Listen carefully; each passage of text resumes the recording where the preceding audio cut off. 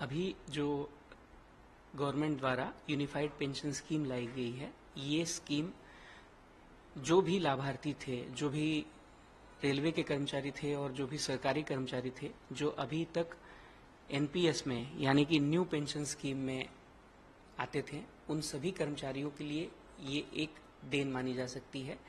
इसमें कर्मचारियों की जो कई सालों की डिमांड थी कि इसमें ओल्ड पेंशन स्कीम के जैसे बेनिफिट्स उनको मिलने चाहिए, इसमें ये प्रयास किया गया है कि जो ओल्ड पेंशन स्कीम की काफ़ी सारे साधारणताएं या सिमिलरिटीज इसमें हैं, जैसे कि अब एम्प्लॉय को एक एश्योर्ड पेमेंट मिलेगा या एक एश्योर्ड पेंशन मिलेगा, जो कि उसकी लास्ट ड्रॉन सैलरी के 50% ओल्ड पेंशन स्कीम में था।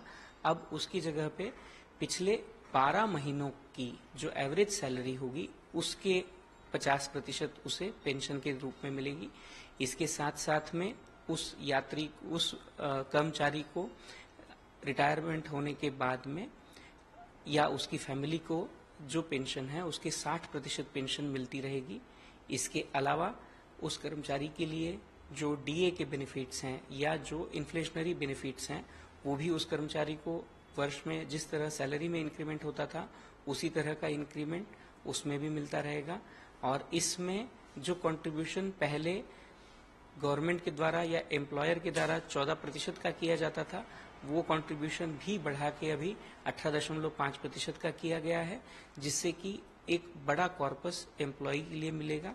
और इसके अलावा जो कम से कम न्यूनतम राशि हम लोग बोलते थे, वो अभी 10,000 प्लस डीए ये की गई है उन सारे एम्प्लॉयज के लिए जो कम से कम अपना 10 साल का जो पीरियड है वो पूरा करेंगे।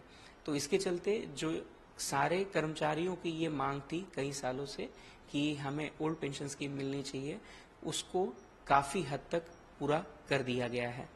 सबसे बड़ा लाभ है कि आज की डेट में एनपीएस में शॉर्ट जो उनको पेंशन अवेलेबल नहीं है, वो इस यूपीएस में उनको 50% जो उनका बेसिक रहेगा पिछले 12 मंथ्स का एवरेज, उसके ऊपर उनको 50% उनका पेंशन निर्धारित हो जाएगा, जो कि एक सिमिलर है जैसे कि ओल्ड पेंशन स्कीम के हिसाब से। जो ओपीएस में जो लोग आते हैं और जो यूपीएस में है, क्या ओपीएस वाले लोग भी आ सकते हैं? जी नहीं, ओपीएस वाले इसमें शिफ्ट नहीं हो सकते, एनपीएस वाले शिफ्ट हो सकते हैं यूपीएस में।